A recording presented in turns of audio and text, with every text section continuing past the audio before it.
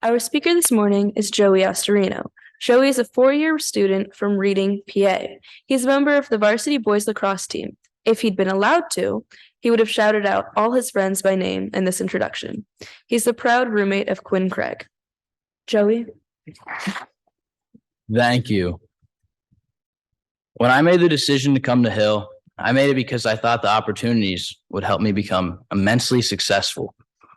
I thought if I came here, I would be set up for the future and no doubt would make lots of money, all the while having a great career path.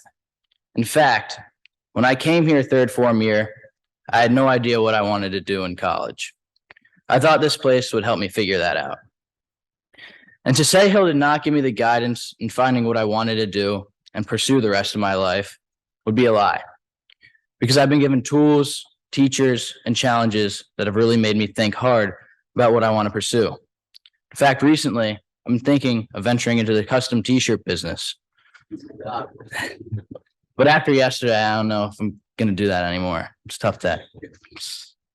And after 4 years, I'm still not really sure what I truly want to do.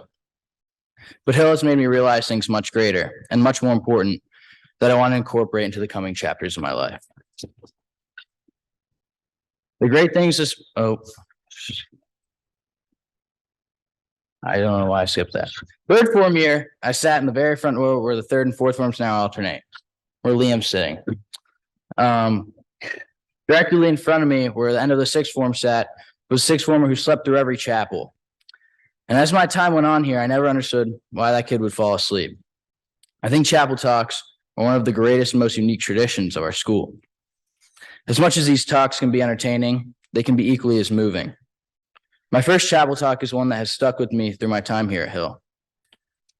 The chapel speaker gave a talk about the great things this place has brought her. She talked about the great friendships made and the memories that would last a lifetime. Looking back, I find that talk to be perfectly placed as my first chapel talk.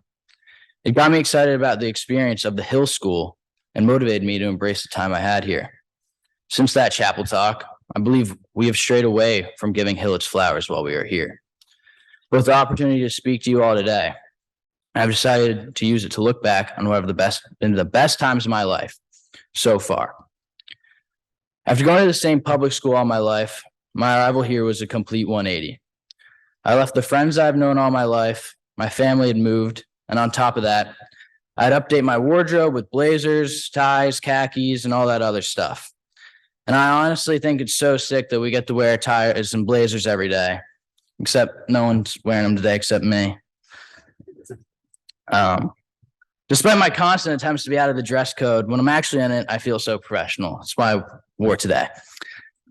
At home, sometimes people like to make jokes about how we dress up or our Hogwarts-like campus. But what they really like to joke about with me is my decision to repeat a grade. This summer, I spent lots of time going around celebrating and congratulating old friends on their graduation from high school and going on to college. I was often berated at the events with questions like, "Are you excited for another year of high school?"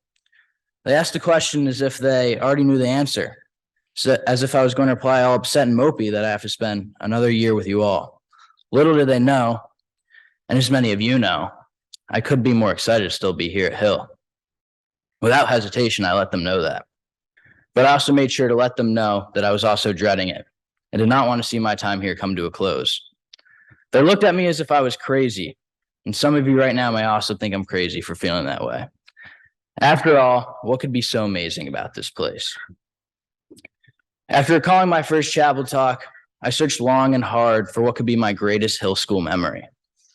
Could it be my entire third form year of English class, where we took complete advantage of how nice Miss Molitor is? Miss Molitor, I don't know if you're listening, but Reagan, Andrew, Matt, Quinn, and I are still very sorry for everything we did. Or it could be last year when I watched two of my best friends, Caden and Quinn, lead us to a victory over Lawrenceville, the most epic football game ever. Yep. I mean, I've been to both Eagles NFC Championship games. That game was way cooler than those. I'm not going to lie. But it could also be painting our bodies yellow and dressing up like minions for the girls' soccer game. But it definitely can't, because Smurf Out 2023 was so much better. I can tell you my best memory definitely was not the fifth form rafting trip. Because after that, a lot of people didn't like me. And I lost some friends. In fact, if you were still my friend, you would avoid it at all costs to be seen in public with me, Carrie Elliott. But if I'm being honest, that was still one of the most fun and greatest memories of my tenure here. But I'm happy to say that I don't think I could pick one memory from the past 4 years to be my greatest. There are just too many. And it's probably because that one is yet to come. And it'll be when Captain Daddy's Banana Boat J-Ball team hoists the trophy at the end of the year. Yep.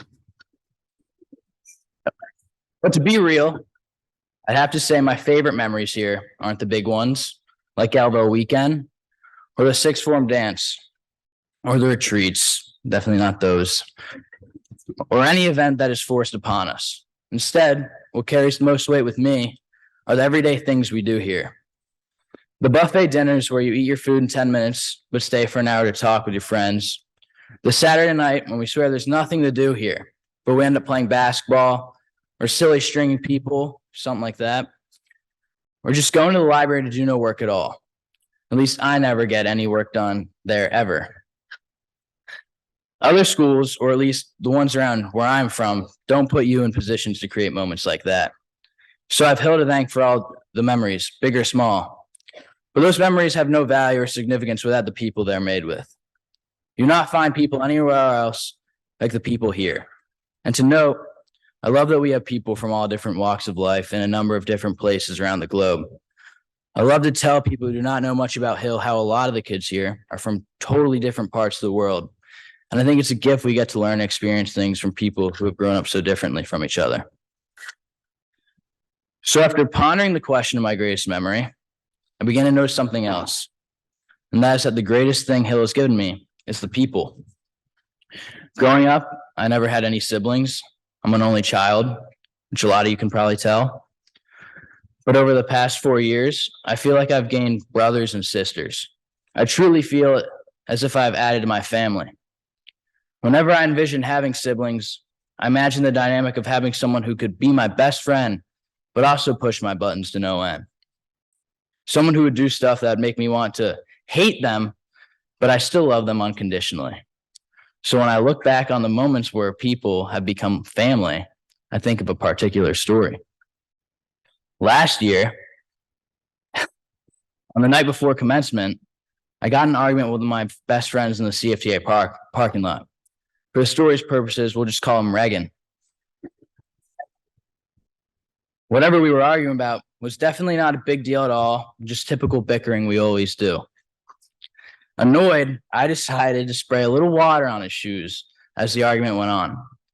Quickly, we were both on the ground wrestling in the CFTA parking lot. And not like we were trying to hurt each other. This went on for about 2 or 3 minutes. Well, one of my other best friends, we'll call him Quinn, sat there and watched us fight on the ground. He didn't even bat an eye. He just sat in his car with the door open and watched us. When it was all over, it took us no time to continue with whatever we were doing prior. Despite the cut on my head, my bloody nose, we continued on as if this was normal, which it was.